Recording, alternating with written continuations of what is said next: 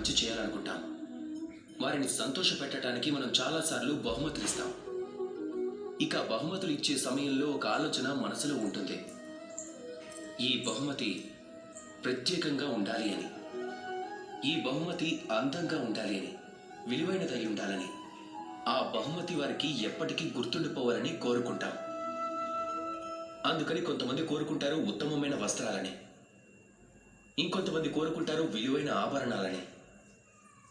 కానీ ఏంటివన్నీ శాశ్వతమా? మిమ్మల్ని మీరే ప్రశ్నించుకోండి. ఎంతటి ఉత్తమ వస్త్రాలైనా ఒక సమయం తర్వాత అవి పాడైపోతాయి, రంగు పోతుంది, చిరిగిపోతాయి. ఇక విలువైన ఆభరణాలు కూడా ఎప్పుడో ఒకసారి దొంగిలించబడతాయి.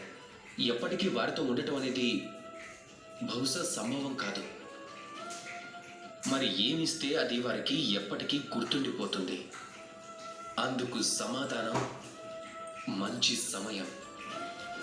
మీరు ఎవరికైనా ఉత్తమమైన బహుమతి ఇవ్వాలి అనుకుంటే అప్పుడు వారితో ఉత్తమమైన సమయం గడపండి. ఎందుకంటే ఎలా అయితే సమయం గడుస్తూ గడుస్తూ వెళ్తుందో అది పాతది కాలేదు, అది ఎప్పటికీ మనసులో జీవించే ఉంటుంది.